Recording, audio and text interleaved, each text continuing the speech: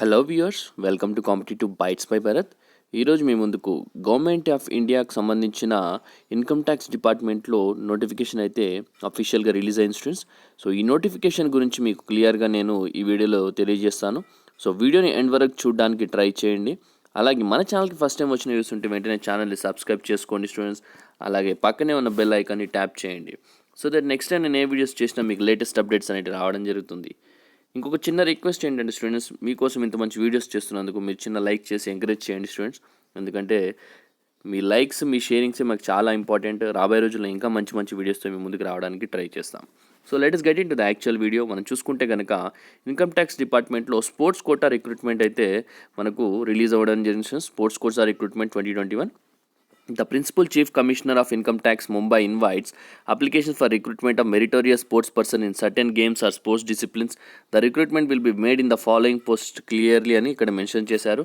మనకు పొజిషన్స్ కనుక చూసుకుంటే ఇన్కమ్ ట్యాక్స్ ఇన్స్పెక్టర్ ఒక 8 పొజిషన్స్ ఉండడం జరిగింది.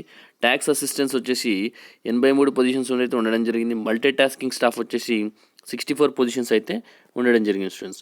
సో మనకు పే లెవెల్ చూసుకుంటే కనుక ఇన్స్పెక్టర్ ఆఫ్ ఇన్కమ్ ట్యాక్స్ వచ్చేసి 44,900 నుంచి 1,40,400 వరకు ఉండబోతుంది. అలాగే ట్యాక్స్ అసిస్టెంట్ చూసుకుంటే 25,500 నుంచి 81,100 ఉంటుంది.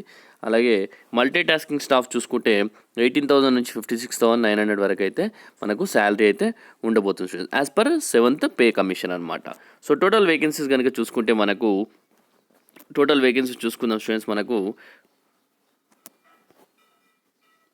155 టోటల్ వేకెన్సీస్ అయితే మనకు ఉన్నాయి స్టూడెంట్స్. ఇక్కడ selected candidates would also be entitled to all the allowances as applicable to central government employees అని క్లియర్గా మెన్షన్ చేయడం జరిగింది ఇక్కడ.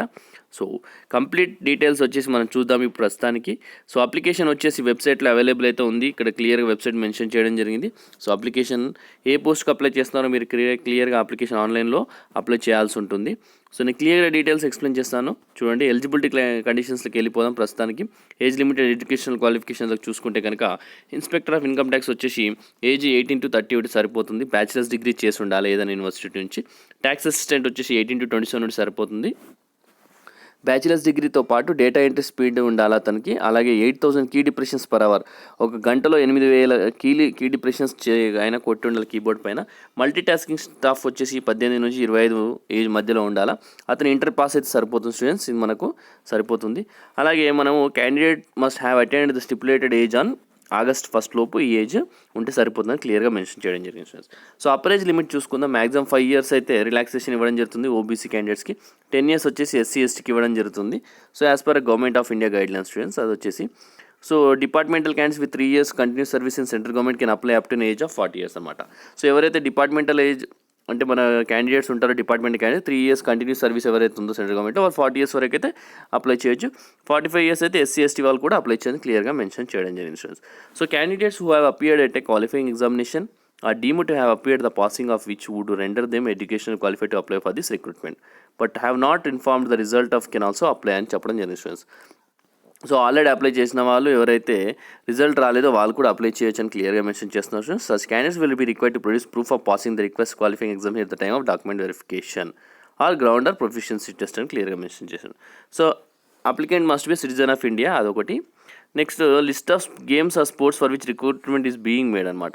దేనికోసం రిక్రూట్మెంట్ చేస్తున్నారని చూద్దాం. అథ్లెటిక్స్ చూసుకుంటే అన్ని ఈవెంట్స్ ఉన్నాయి. 100 meters 200 meters నుంచి మనకు long jump, triple jump, short put, discus throw, hammer throw, javelin throw, high jump, pole vault వరకు అయితే కూడా ఉన్నాయి.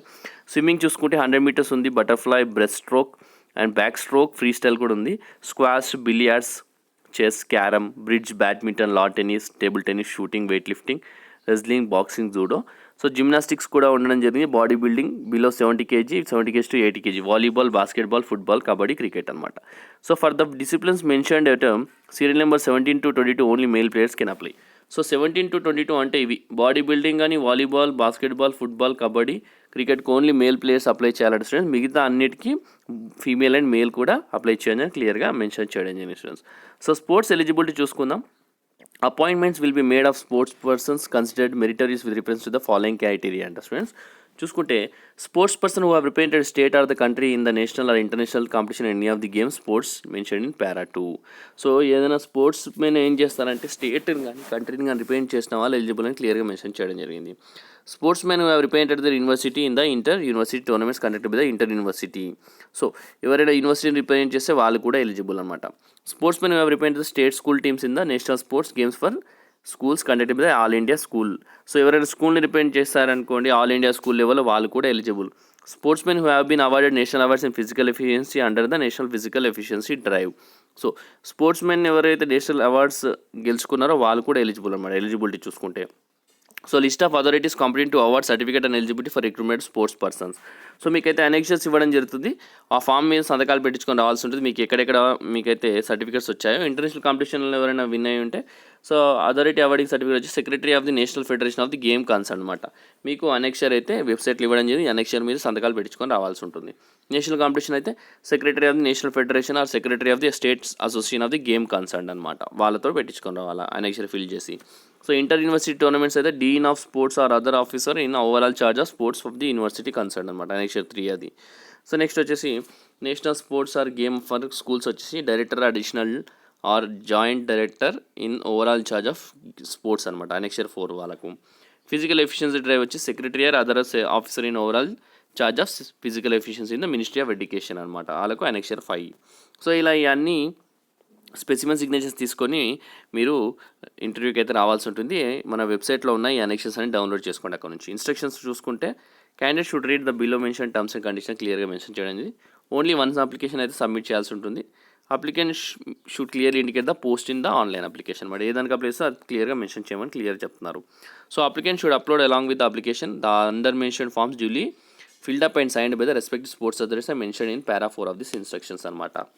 సో మీరు అప్లోడ్ చేసేటప్పుడు అప్లికేషన్తో పాటు డ్యూలీ ఫిల్డ్ ఫామ్ 1, 2, 3, 4, 5 ఏదైతే ఉందో అదన్నీ మీరు అప్లోడ్ చేయాల్సి ఉంటుంది. వాళ్ళ సంతకాలు పెట్టిన తర్వాత మీరు అప్లోడ్ చేయాల్సి ఉంటుంది.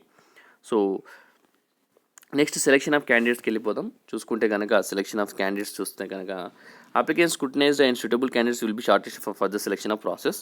For selection, the shortlisted candidates will be required to appear for document verification and it is further required the candidates may also be required to undergo ground physical proficiency test అనమాట. So applications మీరు apply చేసిన దాన్ని బట్టి మీరు scrutinise చేస్తారు. ఆ scrutinise చేసిన తర్వాత మిమ్మల్ని షార్ట్ లిస్ట్ చేశాక ఇంకా ఫర్దర్గా ఏమైనా షార్ట్ లిస్ట్ చేయాలనుకుంటే కనుక మీకు గ్రౌండ్ పర్ఫార్మెన్స్ కానీ ప్రొఫిషియన్సీ టెస్ట్ కానీ ఏదైనా పెట్టడం జరుగుతుంది students. Success in the about test confers no right to appointment unless the department satisfied for such enquiry as may be considered అనమాట.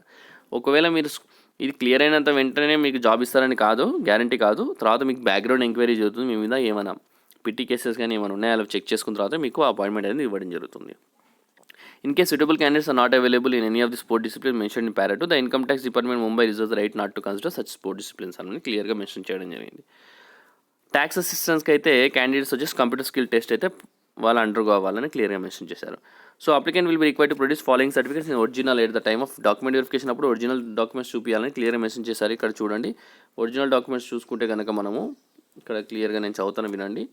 Relevant sports merit certificate participation certificate అన్నమాట. Form 1, 2, 3, 4, 5 ఇందాక చెప్పాను. Matriculation or SSC certificate of educational qualification, caste certificate, Aadhaar, PAN card, voter, driving licence, address proof, sports achievements certified by authorities other than those recognised by ministry of sports and youth affairs shall not be considered అనమాట. Sports person who are already employed by the central government or state government should bring an NOC for the document verification. The selected candidates will be liable to post anywhere in Mumbai region. Selected candidates will be on probation for 2 years and extension as per Government of India. So మిమ్మల్ని anywhere in Mumbai రీజన్లో అయితే post చేయడం జరుగుతుంది. 2 years the probation ఉండడం జరుగుతుంది students మీరు. And మీరు వచ్చేసి ఒక అండర్టేకింగ్ అని సైన్ చేయాలి. మీరు ట్రాన్స్ఫర్ తీసుకొని చెప్పి పీరియడ్ ఆఫ్ 10 yearsలో మీరు ట్రాన్స్ఫర్ తీసుకొని చెప్పి ఒక అండర్టేకింగ్ సైన్ చేయాల్సి ఉంటుంది. So any form of canvassing ఇలాంటివి చేస్తే వాళ్ళకు నచ్చదు. సో మీ క్యాండిడేట్స్ డిక్లైన్ చేసే అవకాశం ఉంటుంది students. So principal chief commissioner income tax ఏంటి అంటే ఈ రిక్రూట్మెంట్ క్యాన్సిల్ కూడా చేయొచ్చు ఒకవేళ వద్దనుకుంటే. సో అది అతనికి పవర్స్ అని క్లియర్గా మెన్షన్ చేశారు ఇక్కడ. సో ఇది స్టూడెంట్స్ ఈరోజు మీ అందరి కోసము ఒక మంచి వీడియో. ఇది మన inspector of income tax, tax assistant, multi tasking staff, ఒకటేమో బ్యాచిలర్స్ డిగ్రీ ఉంటే సరిపోతుంది, ఇంకొకటేమో బ్యాచిలర్స్ డిగ్రీతో పాటు డేటా ఎంట్రీ ఉంటే సరిపోతుంది, ఇంకోటేమో మెట్రికులేషన్ ఉంటే సరిపోతుంది. సో ఈ మంచి ఆపర్చునిటీ అసలు మిస్యూజ్ చేసుకోకండి. దీనికి సంబంధించిన పీడిఎఫ్ ఫైల్ అనేది నేను లింక్ డిస్క్రిప్షన్లో పెడతాను. సో అక్కడ నుంచి డౌన్లోడ్ చేసుకొని అండ్ మ్యాక్సిమం ఈ వీడియో మీ అందరు నచ్చిందని నేను అనుకుంటున్నాను. సో నచ్చితే మీ వీడియోని మ్యాక్సిమం ఫ్రెండ్స్కి కలీగ్స్కి అందరికి షేర్ చేయండి, ఎందుకంటే చాలా మంచి ఇన్ఫర్మేషన్ ఇది. సో మనకు ఆల్మోస్ట్ 155 వేకెన్సీ అంటే మామూలు విషయం కాదు సెంట్రల్ గవర్నమెంట్లో, అది కూడా స్పోర్ట్స్ కోటాలో. సో ఇది స్టూడెంట్స్ మన కాంపిటేటివ్ బైట్స్ బై భరత్లో చిన్న ఎక్స్క్లూసివ్ బైట్ మీ అందరి కోసం. Thank you for watching the video. Have a great day.